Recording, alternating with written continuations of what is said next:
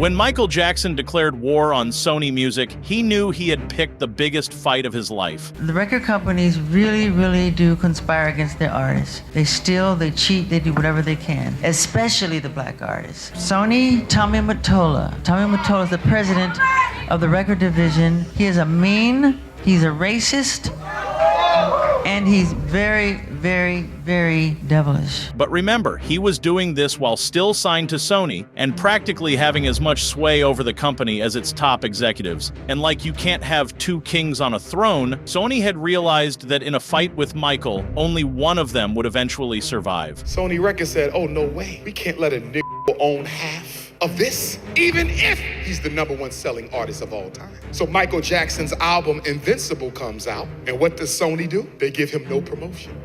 They sabotage Invincible to make sure Michael Jackson goes into debt. And then they come back to Michael and say, you're in debt, Michael. You owe us a couple mil. Give us the Beatles music. Michael says, no, I'm gonna have a concert, raise the money to pay y'all off.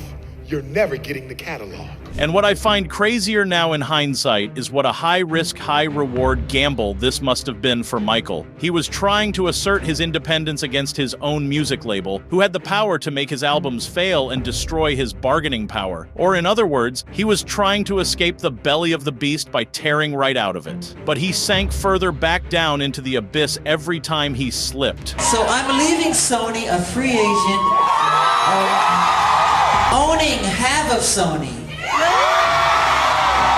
So, the way they get revenge is to try and destroy my album. But as much as it may seem like the corrupt system outlived Michael Jackson, the truth is that he had knowingly thrown himself as a wrench into the machine and let the passage of time serve as his ultimate vindication even after he's long gone. But if you want to peek into the disgustingly exploitative system that Michael Jackson was fighting, click the link below to watch why Joe Rogan's mind was blown learning about predatory record contracts, and subscribe to Elites Exposed for more.